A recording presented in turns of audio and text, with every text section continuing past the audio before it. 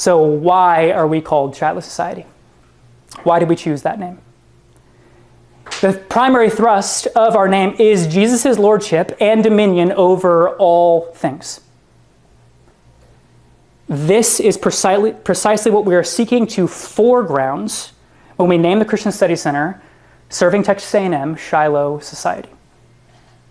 You see, when the Consortium of Christian Study Centers, which is the national organization of which Shiloh Society is a member, when they asked us what we would like to call our study center at Texas A&M, they told us most Christian study centers name themselves after their favorite theologian, like Anselm House at the University of Minnesota, named after St. Anselm from the 1st century of the 2nd millennium.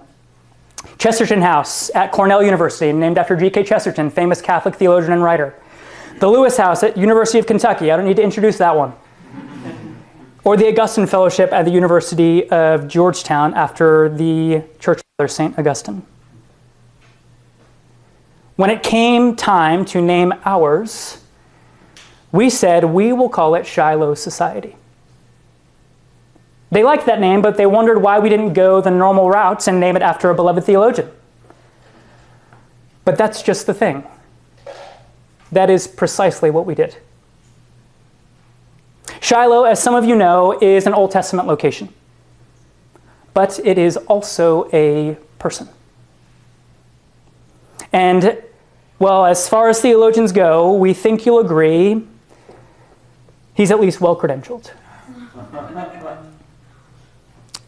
But first, as a location, if you didn't know, Shiloh is significant in the history of Israel as the resting place for the tabernacle and the Ark of the Covenant after the entrance into the Promised Land and before the establishment of the monarchy. It was for hundreds of years a place of profound spiritual significance for God's people. All Christian study centers have a huge emphasis on physical space and face-to-face interaction. So Shiloh is designed to be. If we can indeed raise the funds necessary to procure such a permanent space. The first time the word Shiloh appears in Scripture, however, is in Genesis 49:10. Long before Shiloh was established as a place, what, or shall we say who, is Shiloh a reference to in its first appearance? In Genesis 49, Jacob is on his deathbed and he is prophesying over his 12 sons. And in Genesis 49:9, Jacob comes to the prophetic blessing of his son Judah.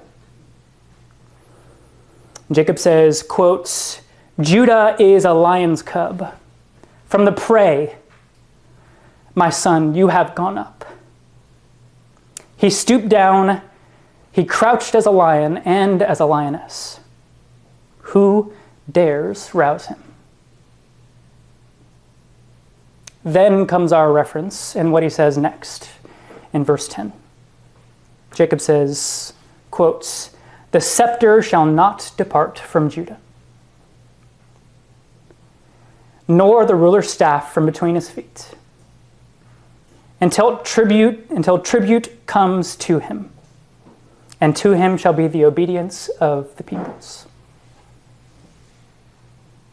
That phrase, "until tribute comes to him," is the Hebrew phrase ad ki yavo Shiloh. This is a difficult Hebrew phrase, and many interpretations have been offered for it over the centuries. The oldest interpretation, however, attested to in the Talmud and the Dead Sea Scrolls, is that Shiloh is a reference to the coming Davidic king from the line of Judah. So you see, we did name it after our favorite theologian. This is a prophetic title for the coming Messiah, Jesus of Nazareth. This title, Shiloh, means he to whom it belongs. To whom what belongs? What does the preceding clause say? The ruler's staff, the scepter, that which symbolizes the right to rule over everything. What does the following clause say? What belongs to him in parallel to the scepter? The obedience of the peoples. This is Shiloh, a meeting place for a broad interdenominational society at Texas A&M University, serving those who wish to learn about and seek the one who is, who was, and who is to come. To have a mind like his, to bring our whole being, especially our minds, to him as tribute, so that we might serve him, to bring our learning and studying to him, so that with it he might have our obedience and his dominion.